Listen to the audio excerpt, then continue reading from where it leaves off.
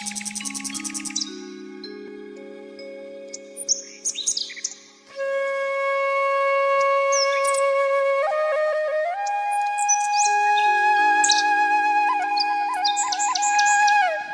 श्री राम मित्रों, भगवान राम को वनवास में क्यों जाना पड़ा, क्यों उन्हें एक सामान्य मनुष्य की तरह नारी की विरह वेदना में दर दर भटकना पड़ा, इसके पीछे एक बहुत सुंदर कथा है। त्रेता युग की बात है। एक बार नारद मुनि पृथ्वीलोक का भ्रमण कर रहे थे और भ्रमण करते करते वो हिमालय के क्षेत्र में पहुंचे। वहाँ गंगा नदी का किनारा था और एक बहुत सुंदर गुफा देखी। उस गुफा के आसपास बहुत सुंदर उपवन था। शीतल मंद सुगंध वायु बह रही थी। नारद जी का वहां मन लग गया और वो समाधिस्थ हो गए। श्री हरि के चरणों में उनकी समाधि लग गई। नारद मुनि को समाधिस्थ देखा तो इंद्रदेव के मन में विचार आया कि नारद मुनि को तो साफ मिला हुआ है दक्ष प्रजापति से कि वो एक जगह कहीं टिक कर नहीं रह सकते। आज नारद जी समाधिस्थ है, हो सकता है इनका उद्देश्य मेरा अमरावती का राज्य छीनना हो। तो इंद्रदेव ने अपने परम मित्र कामदेव को बुलवाया और कहा, मित्र कामदेव, तुम्हें जाकर के नारद मुनि की तपस्या को भंग करना है। कामदेव ने आज्ञा शिरोधार्य करते हुए स्वर्ग से कुछ अप्सराओं को, अपने अनुचरों को साथ लिया और उस स्थल पर पहुंचे जहां नारद मुनि तप करने में लीन थे। वहां पहुंच करके कामदेव ने अपने समस्त अस्त्र शस्त्र चला दिए। शीतल मंद सुगंध वायु बहने लगी। चारों ओर एक कामोत्तेजना फैलाने वाला वातावरण बन गया। स्वर्ग की अप्सराएं नृत्य और गायन करने लगी। काफी प्रयास करने के बाद भी कामदेव नारद को उनकी तपस्या से एक रंस मात्र नहीं डिगा सके। अंत में कामदेव ने आत्मसमर्पण कर दिया। नारद मुनि के चरण पकड़ लिए, कहा, मुनिवर क्षमा कीजिए, प्राण दान दीजिए। मेरे समस्त अस्त्र शस्त्र आपके सामने असफल रहे। मैं आपको तपस्या से नहीं डिगा सका। अब मैं आपकी शरण में हूँ। नारद मुनि ने कामदेव को अभय प्रदान किया। कामदेव अपने रास्ते चले गए, अपने स्वर्गलोक। इधर नारद मुनि के मन में अहंकार पैदा हो गया। जिस काम से सभी प्राणी पीड़ित रहते हैं, उस कामदेव को मैंने जीत लिया। उनके मन में इस तरह का अहंकार का भाव आ गया।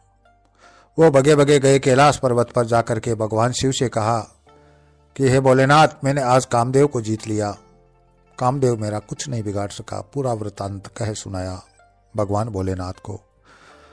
भोलेनाथ ने सोचा कि नारद के मन में अहंकार पैदा हो गया है, यह गलत हुआ। उन्होंने कहा कि मुझे तो सारा वृतांत कह सुनाया मुनिवर, लेकिन श्री हरि को मत सुनाना। नारद जी वहां से विदा होते हैं कैलाश से और मार्ग में सोचते आते हैं कि देखो शिव जी भी कितने स्वार्थी है। मैं अपने प्रभु से नहीं कहूं तो किससे कहूंगा।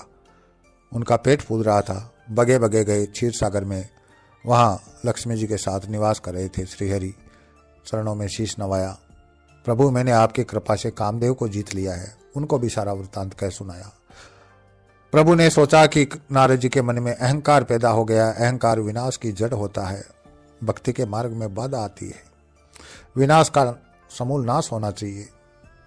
किस तरह से करूं कि मेरा भक्त का कल्याण हो। और उन्होंने कहा कि ठीक है नारद, तुम पृथ्वीलोक पर विचरण करो और मैं वही करूंगा जो तुम्हारे लिए कल्याणकारी हो, हितकारी हो। नारद मुनि वापस पृथ्वीलोक पर आ गए। भ्रमण करते रहे। करते करते ही भगवान विष्णु द्वारा रचित एक माया नगरी में पहुंचे। मित्रों, उस माया नगरी का जो वातावरण था, उसकी जो साज सज्जा थी, उसका जो वैभव था, वो वैकुंठ से कम नहीं था। सुंदर नर नारी थे, बहुत अच्छे बाजार थे। द्वारपाल से आकर पूछता नारद मुनि ने, भाई ये कौन सा नगर है, यहाँ के राजा कौन है। कहा कि मुनिवर, इस नगर के राजा का नाम शील निधि राजा है और उनकी एक सुंदर कन्या है जिसका नाम है विश्व मोहिनी। उसका स्वयंवर होने जा रहा है, इसलिए देश विदेश से अनेक राजा राजकुमार आए हुए हैं, इसलिए यहाँ पर इतनी सजावट है और इतनी गहमागहमी है। नारद मुनि यह सुनकर आगे नगर में प्रवेश करते हैं। महल तक जाते हैं। महल में उनकी आगवानी होती है, आदर सत्कार होता है। राजा राजकुमारी को बुलाते हैं प्रणाम करवाने के लिए। राजकुमारी का वो अलौकिक और अद्भुत रूप देखकर नारद मुनि अपने होश खो बैठते हैं। राजा शीलनिधि कहता है कि मुनिवर, आप तो सर्वज्ञता हैं, इस लड़की के भाग्य को बताइए, इसके गुण दोष क्या है वो बताइए। तो नारद मुनि ने लड़की की हस्तरेखा देखी और पाया कि जो इससे ब्याह करेगा, जो इसका वर होगा, वह समस्त अचर अचर का स्वामी होगा, अजर और अमर होगा, उसे युद्ध में कोई पराजित नहीं कर सकेगा। ऐसे महान गुणों वाली लड़की नारद मुनि ने जो वास्तविक बात थी वो छुपा ली और राजा को उपरा उपरी कह दिया कि लड़की सुलक्षणा है, जिस घर में भी जाएगी सुखी रहेगी, आदि आदि कहकर वहां से रवाना हो गए। नगर से बाहर आकर के वो विचार करते हैं कि ऐसी सुंदर राजकुमारी तो मुझे मिलनी चाहिए। अब मैं इसको कैसे प्राप्त करूं? राजाओं के बराबर मेरा वैभव कैसे बने? मैं तो एक ऋषि हूं। और प्रभु का स्मरण करते हैं, भगवान उनके सामने होते हैं। नारद मुनि कहते हैं सारा वृतांत और कहते हैं कि प्रभु मुझे आप जैसा सुंदर रूप दीजिए। भगवान फिर कहते हैं कि ठीक है भक्त नारद, मैं तुम्हें हरि रूप दूंगा और वही काम करूंगा जो तुम्हारे लिए कल्याणकारी होगा।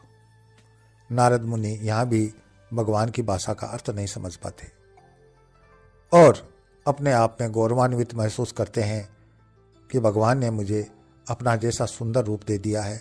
अब तो राजकुमारी मेरा ही वर्ण करेंगी, क्योंकि मेरे समान कोई अन्य राजा राजकुमार नहीं हो सकता। यह सारा परिदृश्य शिव जी के दो गण थे जो कि ब्राह्मण वेश में वहां थे, वो देख रहे थे, समझ रहे थे, सुन रहे थे। वो नारद जी की प्रत्येक हरकत पर नजर रखे हुए थे। नारद जी वापस नगर में आते हैं, स्वयंवर का समय हो जाता है, वो सीधे स्वयंवर सभा में पहुंचते हैं।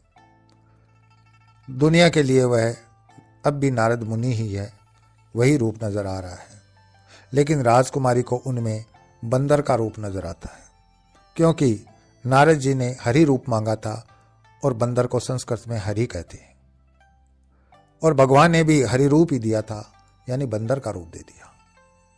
राजकुमारी ने बंदर के रूप का एक व्यक्ति उसे स्वयंवर सभा में पाया तो उसके मन में वितृष्णा सी हो गई।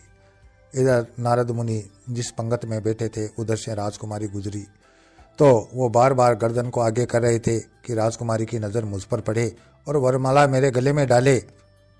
बड़ी बेचैनी हो रही थी नारद मुनि को, लेकिन राजकुमारी ने उनकी तरफ देखा ही नहीं। और भगवान विष्णु भी वहां मनुष्य रूप में उपस्थित थे लक्ष्मी जी के साथ, जाकर के और भगवान विष्णु के गले में वरमाला डाल दी। भगवान विष्णु उस राजकन्या को लेकर वहां से रवाना हो गए। बाकी के राजा महाराजा हाथ मलते ही रह गए। अब नारद मुनि को असली बात का मालूम हुआ कि विष्णु ही मनुष्य रूप में आकर के और उस सुंदर राजकुमारी को ले गए हैं, तो वो अत्यधिक क्रोध में आ गए। उधर जो शिवजी के दो गण थे जो ब्राह्मण वेश में थे, उन्होंने जब बंदर का रूप देखा नारद जी का, उनको भी बंदर का रूप ही दिखाई दे रहा था, तो वो उन पर हंस रहे थे और उनको बार बार सुना सुना के चिढ़ा रहे थे कि यह बड़ा ही सुंदर रूप वाला मनुष्य है, जरूर राजकुमारी इसी से ब्याह करेगी। नारद मुनि को भयंकर क्रोध आता है और वो विष्णु भगवान से मिलने के लिए क्षीर सागर की ओर रवाना होते हैं। क्रोध की अग्नि में वो बुरी तरह से झुलस रहे थे। सामने ही भगवान विष्णु उनको मार्ग में मिल जाते हैं। एक तरफ लक्ष्मी सुशोभित हो रही है, एक तरफ विश्व मोहिनी। तो नारद मुनि ने भगवान विष्णु को देखते ही अनाप शनाप बोलना शुरू कर दिया, अरे तेरे सर पर कोई नहीं है तो तू मनमानी करता है। समुद्र मंथन में महादेव को विष पिला दिया और स्वयं लक्ष्मी और कौस्तुभ मणि ले उड़ा। तू मनमर्जी करता है और मैंने प्रथम बार किसी स्त्री पर मोहित होकर के उसके साथ विवाह करने का निश्चय किया और तुमने उस कार्य में बाधा पहुंचाई। जा, मैं तुझे श्राप देता हूं कि तुम्हें भी मनुष्य रूप में मेरी तरह विरह वेदना में पीड़ित होकर दर दर भटकना पड़ेगा, और जो मेरा रूप बनाया वानर का, उन वानरों की ही तुम्हें सहायता लेनी पड़ेगी। इसी के साथ जो शिवजी के 2 गण थे जो उन पर हंस रहे थे, उनको भी साफ दे दिया कि जाओ तुम दोनों राक्षस हो जाओ। भगवान विष्णु ने नारद मुनि का साफ सिरोधार्य किया। भगवान मुस्कुराए। इसी के साथ वो माया नगरी और माया रचित लक्ष्मी और विश्व मोहिनी सभी अंतर्धान हो गए। बचे केवल भगवान विष्णु। अब नारद मुनि को होश आया कि मैंने ये क्या कर दिया, यह तो प्रभु की माया थी।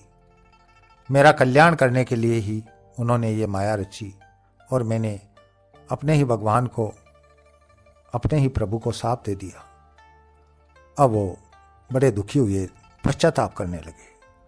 भगवान ने कहा कि मुनिवर, जो कुछ होता है मेरी इच्छा से होता है।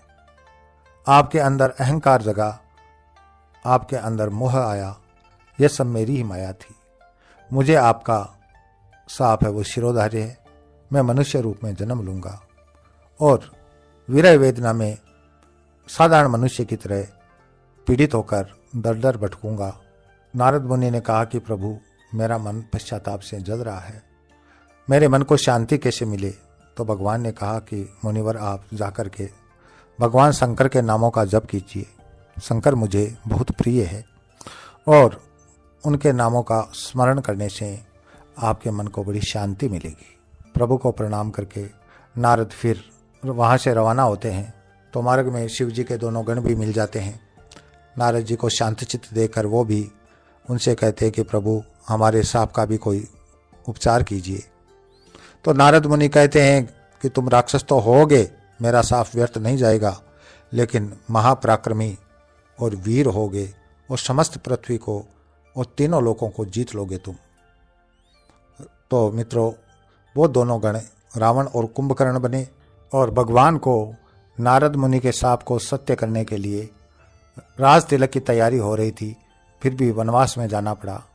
और सीता माता का हरण होने के बाद साधारण मनुष्यों की तरह वो रोते बिलखते हुए विरह वेदना में पीड़ित होकर दर दर भटके और उन्होंने वानरों के राजा सुग्रीव और हनुमान जी आदि की मदद से रावण पर विजय प्राप्त की। और जो शिव जी के 2 गण थे, जय विजय, जो रावण और कुंभकर्ण के रूप में जन्म ले चुके थे, उनका भी उन्होंने उद्धार किया। तो मित्रों, इसी के साथ मैं अपने वाणी को विराम देता हूँ। अगले वीडियो में फिर मिलेंगे, तब तक के लिए जय श्री राम।